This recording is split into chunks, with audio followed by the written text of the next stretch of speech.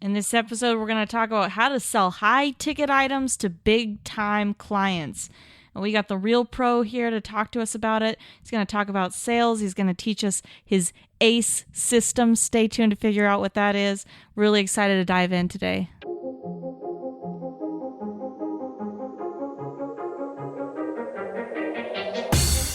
Welcome to Thriving Launch with Louise Congdon and Kamala Chambers, this show for heart-centered entrepreneurs who want it all. 5 days a week, we bring you different segments to inspire you to live a life of freedom.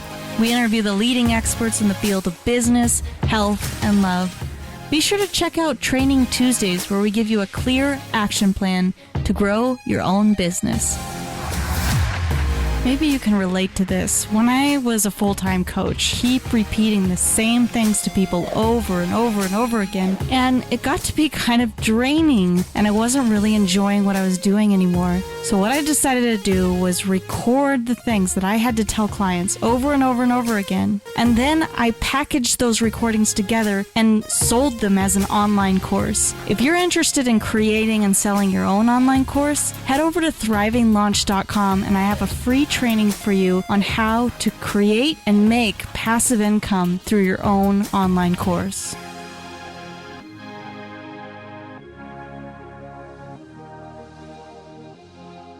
Today, we're going to be talking to Alan Dickie. Now, the cool thing about Alan is he's a sales guy. He's a motivational guy. He's married. He's got a lot going on in his life. You know, in fact, I tried to sell a product to somebody online, and we were having a one-on-one discussion. Incredible guy.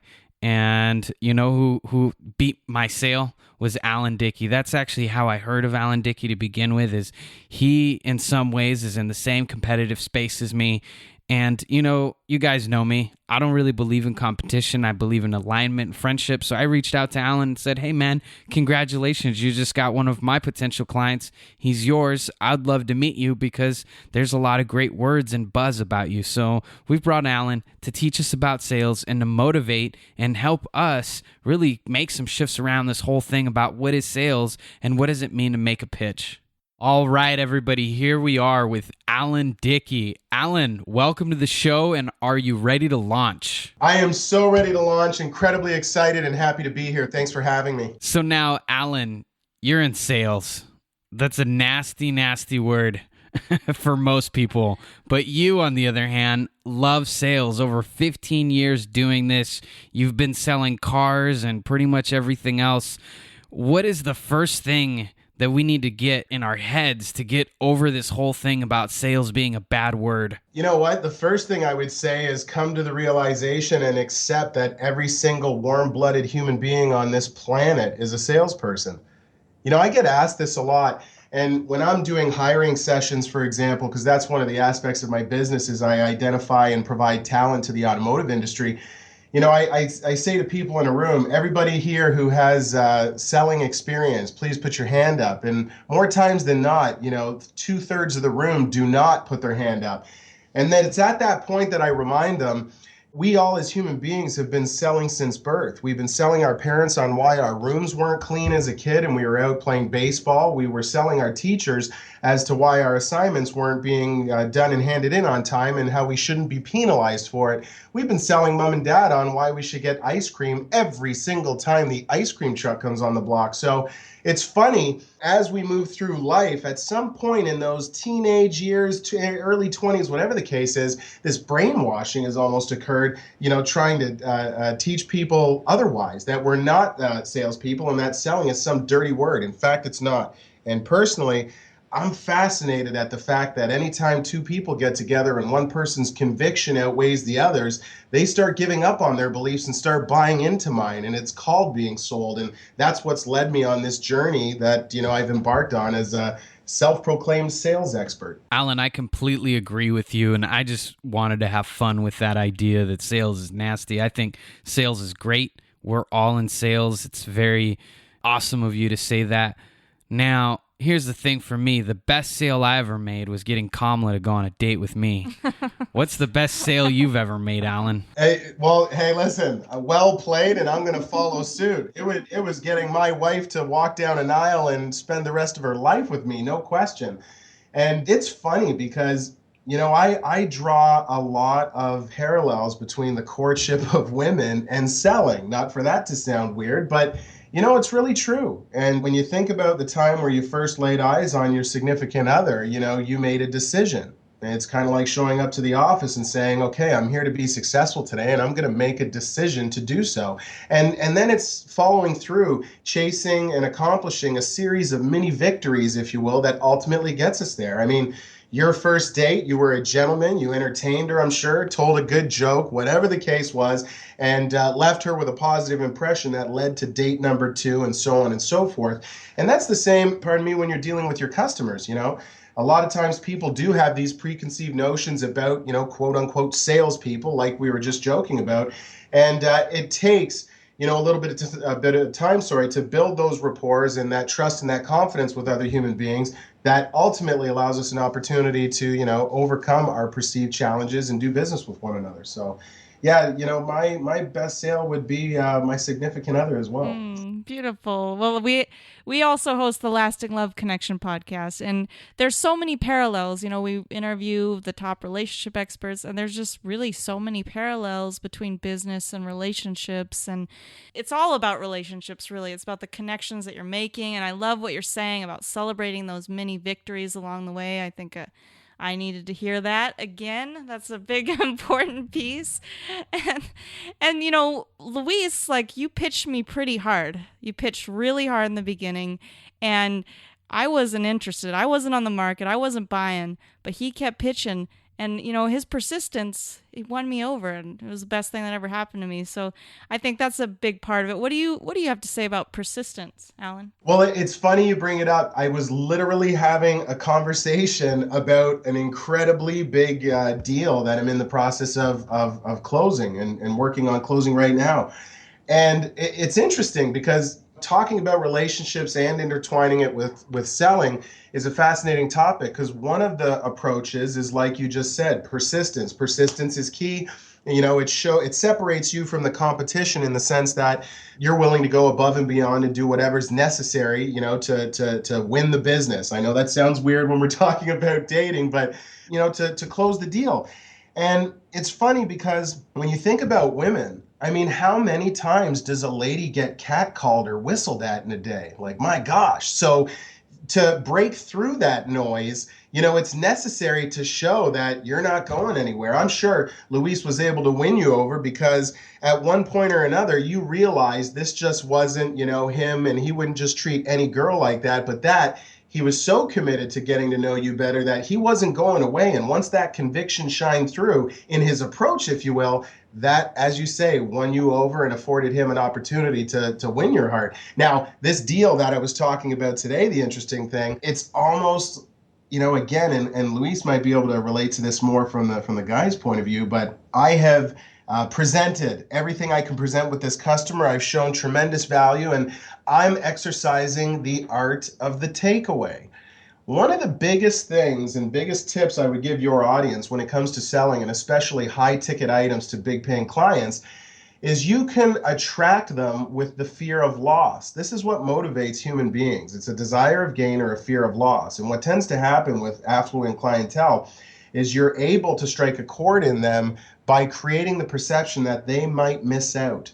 And so this was effective. I hope my wife is not listening. Just kidding. But this was effective when I was dating, because, I knew that the more I fell over myself trying to get to know a girl, I seemed sort of normal and like everybody else. But as long as I was confident in my approach and my impression, and I knew it was solid, I knew the second that possibility of, hey, where did Alan go, entered into their minds, I had an interested party. And I know that sounds funny, but it's the exact same, with this particular sale I'm working on now. And it'll be interesting to see if we can hook up and do a follow-up show in the future so I can speak to whether that deal came together or not. But there are two approaches right there that are very effective. Persistence is key. I'm a big fan, and I'll always err on that side. But when you get into that, Zen state of selling where are operating at a level where what you're doing so well, then it's really fun to start playing with this other side of the game that, can allow you to draw your customers to you. Now, you said something really interesting in there about selling high ticket items to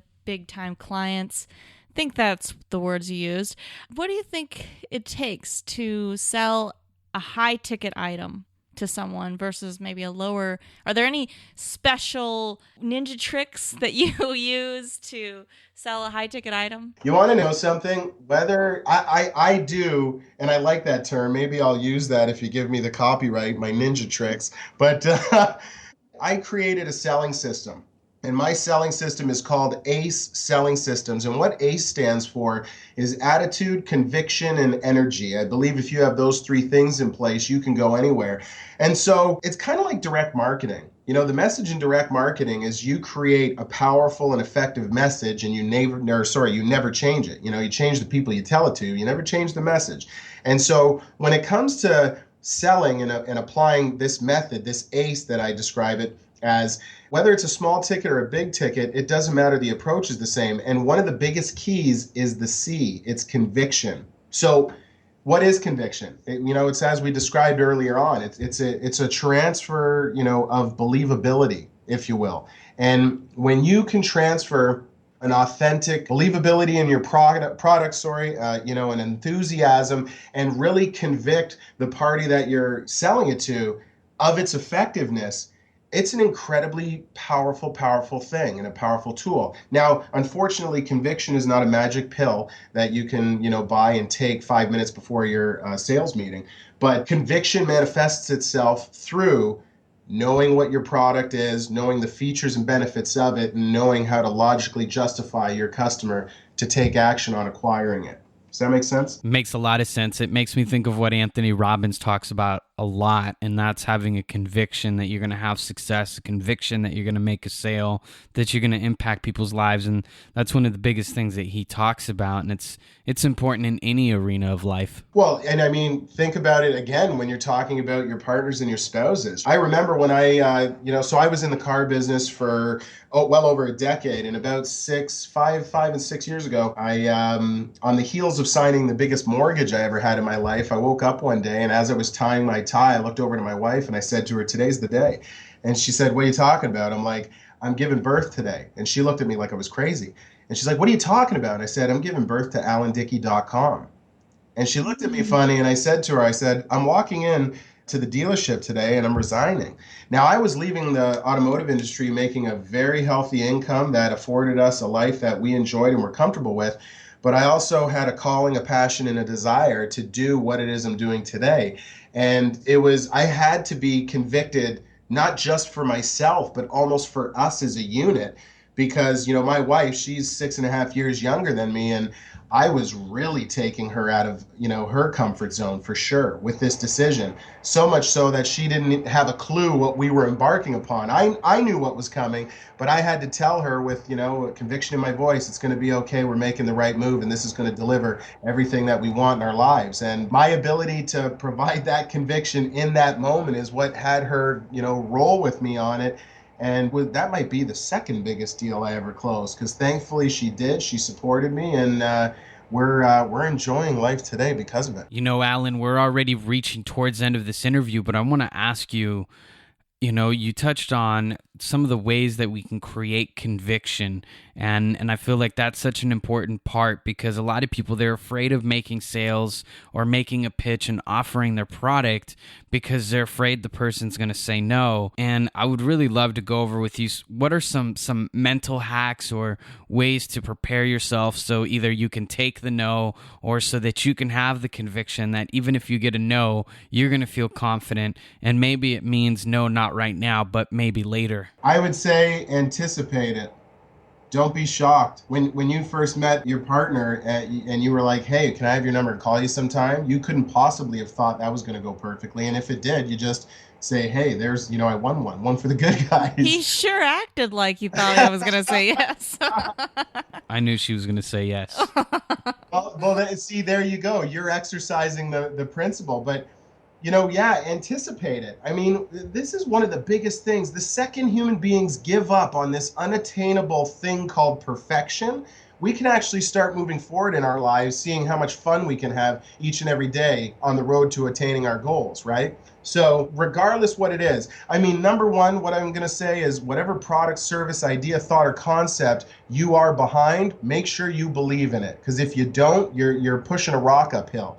But if you believe in your product, then anticipate the no's, know that they're coming, and know your product, service, thought, idea, or concept so well that you have an avalanche of features and benefits that far outweigh or will outlast any amount of objections your customer could ever throw at you. I always say to people, do you know what luck is? I ask them, and I explain luck is what happens when preparation meets opportunity. If you're prepared in your product, you know the features and benefits of it, you know 100 ways to logically justify to a human being why it is advantageous to them to take advantage of it right now, then you are far more prepared than somebody who's going to have 5 to 8 objections to throw your way. And if you hang in the pocket, anticipate those objections and keep moving forward, you will guarantee your success, and you will close more deals than you won't. Fantastic. Well, any last thoughts winding up? You know what? My last thoughts are this. Don't let anybody, and you have to appreciate, I'm the motivator, I'm the motivational speaker guy, the sales trainer guy, but I just want to deliver one message to your audience. Don't let anybody determine what you can or can't do. Anything in every sense of the word is possible, and it takes the same amount of energy to assume failure as it does to assume success. Surround yourself with the right people. Ensure that you are the dumbest and poorest in your group, and you will be well on your way to creating an incredible life. All right, there you guys have it from Alan Dickie, professional sales guy, and clearly a motivator, an instigator for positivity and forward movement. Alan, it's been great to have you here on the show. We look forward to having you back on the show, and we'll talk to you soon. I appreciate your time. Thanks again to you and your audience. Make it a great day. You've been listening to the Thriving Launch podcast. For books and resources related to today's episode, make sure to head over to thrivinglaunch.com. We'll see you there. In our next episode, we're going to talk about how to create more intimacy, connection, and love in your relationship. Nyaso Carter is a tantric master, and she's coming on to help us understand how we create more connection and intimacy in our relationship. And as usual, be sure to subscribe to our show on iTunes so you can stay up to date on all the latest episodes.